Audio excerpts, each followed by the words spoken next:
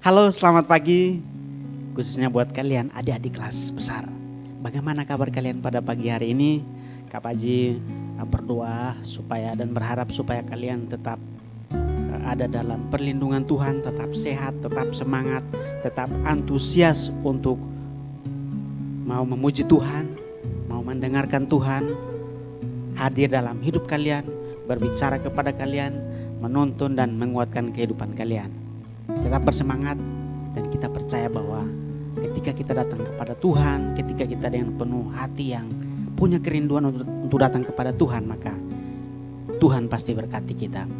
Tuhan akan mencurahkan berkatnya bagi anak-anak yang mau tetap setia, mau tetap tekun dan bersemangat untuk datang kepada Tuhan.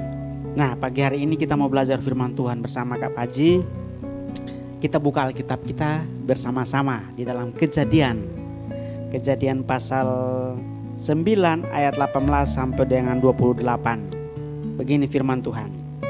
Nuh dan anak-anaknya.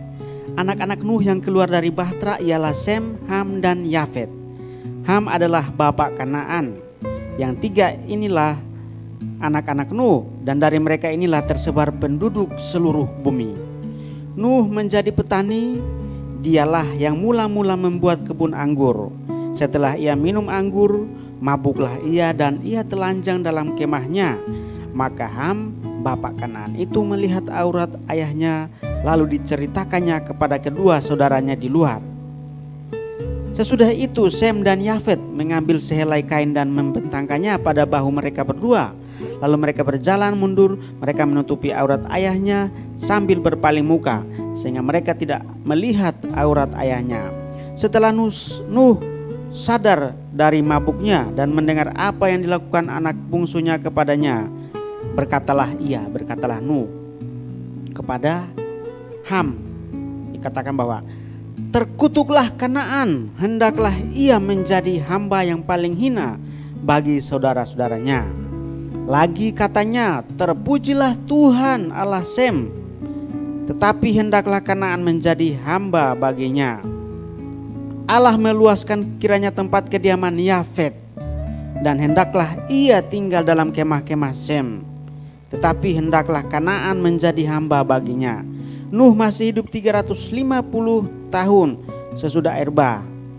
Jadi Nuh mencapai umur 950 tahun lalu ia mati. Lalu di bawahnya ayatnya pasal 10 dikatakan bahwa inilah keturunan Sem, Ham dan Yafet anak-anak Nuh. Setelah air bah itu lahirlah anak-anak laki bagi mereka. Keturunan Yafet ialah Gomer, Magog, Madai, Yawan, Tubal, Mesek dan Tiras. Nah, keturunan Yafet ini sampai ayat yang ke-5. Banyak sekali keturunannya. Setelah air bah, maka ternyata anak-anak dari Nuh, yaitu Sem, Ham dan Yafet, mereka juga punya anak-anak lagi, punya keturunan yang banyak sekali kalau kita membaca di sini. Nah, kita minggu lalu sudah belajar bersama kan tentang satu tokoh yang sangat terkenal, yang juga tergolong manusia yang perkasa, manusia raksasa pada zaman itu, yaitu Nuh. Firman Tuhan katakan tadi umurnya ada berapa? 950 tahun. 950 tahun. Sekitar 50 tahun lagi pas 1000 tahun. Sangat panjang usianya. Nah, adik-adik, kita membaca tadi, kita menemukan bahwa ada 3 orang anak Nuh. Yang pertama Sem, Ham dan Yafet. Nah, Sem adalah anak yang pertama. Ham kemungkinan anak yang kedua atau anak yang ketiga, karena firman Tuhan berkata bahwa di ayat-ayat yang lain atau di bagian-bagian Alkitab yang lain dikatakan bahwa anak yang bungsu adalah Ham. Nah, anak yang bungsu adalah Ham. Tapi hari ini Kak Paji mau mengajak kalian semua supaya kita mau belajar dari satu tokoh atau satu anak Nuh yang bernama Yafet. Nah, adik-adik semua, ya mungkin nama Yafet ini kita jarang mendengarkan ya. Jarang orang-orang Kristen yang memiliki nama Yafet. Padahal Yafet ini adalah seorang anak Nuh yang menerima berkat dari Tuhan. Nah, kita lihat apa yang dimaksud dengan Yafet. Arti namanya apa? Ada yang tahu nggak arti nama Yafet?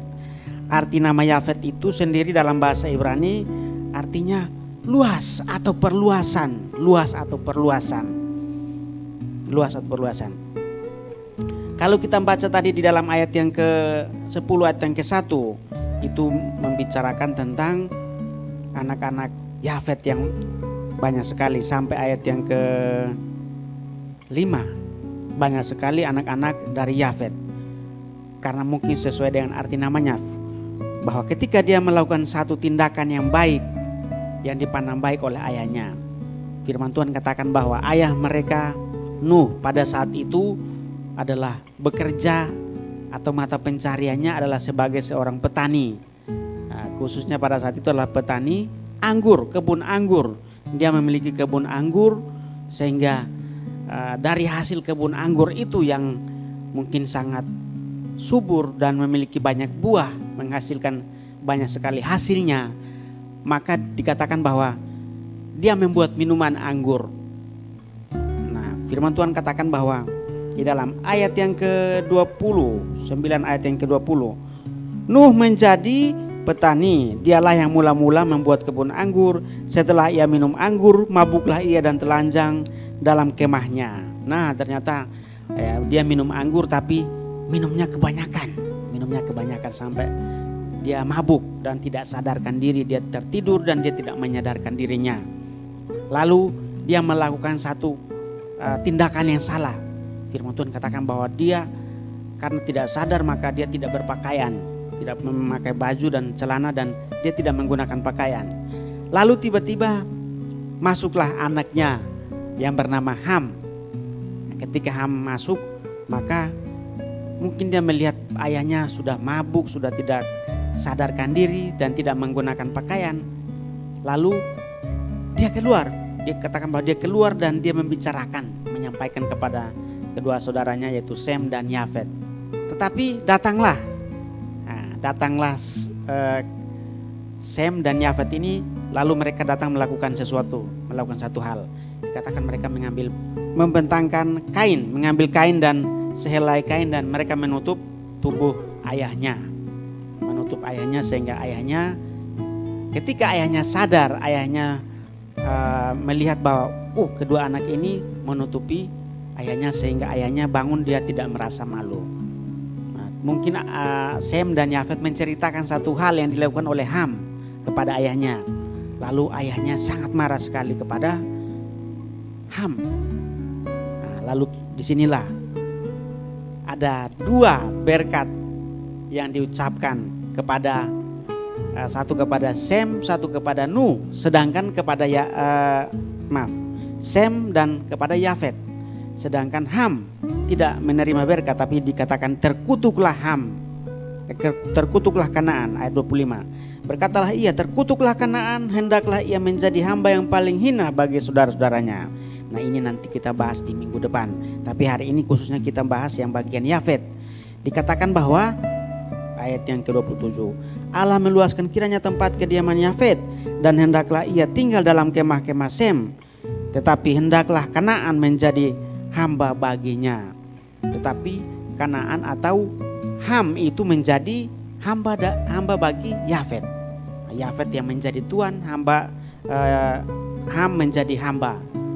Demikian juga Ham ini menjadi hamba bagi Sem. Jadi Sem dan Yafet ini adalah tuan, sedangkan Ham menjadi hamba. Nah, berkat yang diterima oleh Yafet adalah dikatakan bahwa Allah meluaskan kiranya tempat kediaman Yafet. Allah meluaskan tempat kediaman Yafet, seperti arti namanya bahwa luas atau perluasan, arti namanya Yafet. Adik-adik, apa yang dilakukan oleh Yafet dan juga Sem adalah perbuatan-perbuatan yang baik sekali.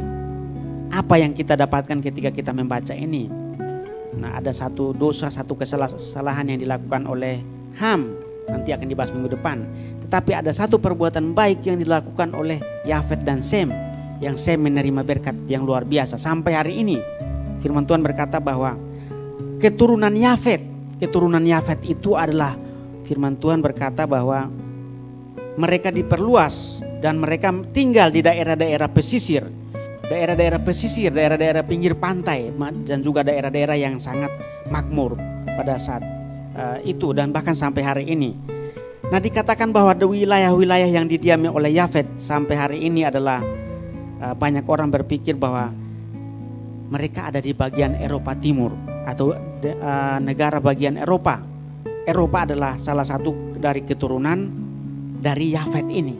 Tapi juga ada yang mengatakan bahwa ada yang sampai di wilayah Asia dan Pasifik. Nah, kita tidak tahu, mungkin juga ada yang sampai ke wilayah Asia, tetapi kita tidak mengerti dengan pasti, kita tidak tahu dengan jelas. Tapi firman Tuhan berkata bahwa mereka ini tersebar, keturunan Yafet ini tersebar sampai ke wilayah Eropa dan juga ada yang juga sampai ke wilayah Asia. Nah, adik-adik, apa yang kita dapatkan pagi hari ini ketika kita belajar tentang keturunan Nuh yang bernama Yafet ini? Yafet dan Sem adalah anak-anak yang menerima berkat dari Nuh karena mereka melakukan hal-hal yang sangat terpuji, hal-hal yang sangat baik yang dipandang baik oleh ayahnya, sehingga ayahnya mau menurunkan berkat kepada mereka. Nah, berkat apa kira-kira menurut adik-adik? Apa yang kalian tahu? Kenapa mereka bisa menerima berkat yang sangat besar, berkat yang sangat luar biasa? Nah, ternyata kuncinya di sini. Ternyata Yafet dan Sem, kakaknya, adalah anak-anak yang ketika mereka melihat kekurangan ayahnya atau ketika mereka melihat kesalahan, keburukan dan kelemahan dari ayahnya, orang tuanya, maka mereka tidak mau membicarakannya. Mereka tidak mau menjelek-jelekan ayahnya kepada banyak orang atau kepada orang lain, tetapi mereka menutupi apa yang menjadi kelemahan dari ayah mereka, apa yang menjadi kelemahan atau keburukan dari ayah mereka. Nah, kita belajar bahwa ternyata anak-anak yang menghormati orang tuanya atau menghormati pemimpin mereka, kalau di rumah berarti pemimpin mereka, pemimpin kalian, kalau di rumah berarti pemimpin kalian di rumah. Nah, tapi kalau di sekolah berarti pemimpin kalian adalah guru. Nah, kalau di gereja berarti pemimpin rohani kalian adalah ya pendeta, hamba Tuhan, kakak-kakak guru sekolah minggu. Itu adalah pemimpin atau kakak-kakak yang juga melalui mereka berkat Tuhan tercurah atas kehidupan anak-anak. Nah, kita belajar bahwa anak-anak atau Yafet dan Sem ini adalah anak-anak yang menutupi pelanggaran dan kesalahan dari ayahnya. Nah, supaya kita menjadi anak-anak yang juga tidak menjadi suka membicarakan kesalahan orang, suka membicarakan keburukan, kelemahan orang, atau mungkin kondisi orang, mungkin mereka tidak sekaya kita atau mereka tidak sebaik kita keadaan mereka. Kita tidak boleh membicarakan mereka, kita tidak boleh mengolok atau mengejek atau menghina mereka, tetapi kita harus mengasihi mereka. Firman Tuhan di dalam Korintus dikatakan bahwa kasih menutupi segala sesuatu, kasih menutupi segala sesuatu. Nah, ini kita harus menerapkan di rumah kita juga. Ketika kakak dan adik ada yang melakukan kesalahan, ya kita harus memaafkan, kita harus menutupi kesalahannya, tidak usah membeberkan, tidak usah membicarakan, bahkan melapor sampai menambah-nambah, bahkan berdusta, menambah-nambah. Mungkin tidak melakukan sesuatu itu, tapi kita malah menambah-nambah.